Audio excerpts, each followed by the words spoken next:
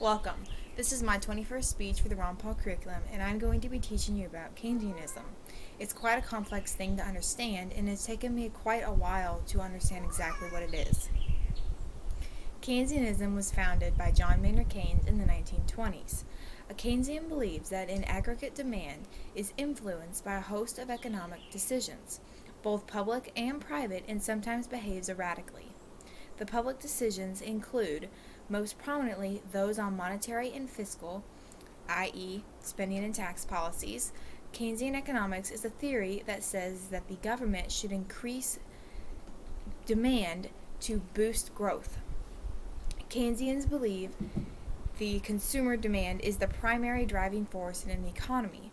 As a result, the theory supports expansionary fiscal policy. Its main tools are government spending on infrastructure, unemployment benefits, and education. I am not a believer in Keynesianism because I do not personally believe that the government spending should be a thing. It's wrong for the government to interfere with any spending. It's the state's job alone.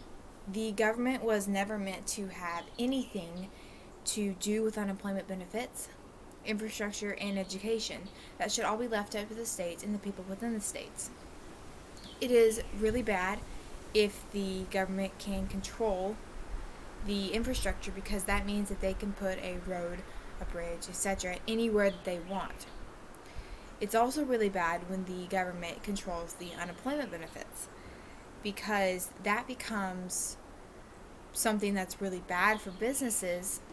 So say if a employee is not doing its job right, well, the government can say, no, you have to pay them $15 an hour. You have to.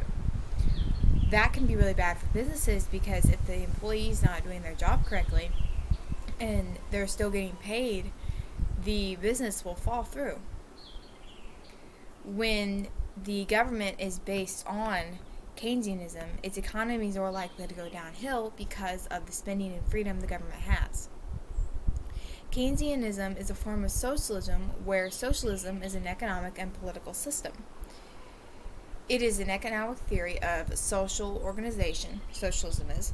It believes that the means of money made belongs to the people who make the things, instead of a group of private owners control. Private owners, Keynesianism is similar because they both allow the government to control what the states only should control. We do not want to have a government that can just do whatever he wants, because that will lead to inflation, and it twists the minds of how the government is supposed to work. It basically makes the government a king when they're not supposed to be. Keynesians believe that the price, and especially wages, respond slowly to changes in supply and demand, resulting in periodic shortages and surpluses, especially of labor.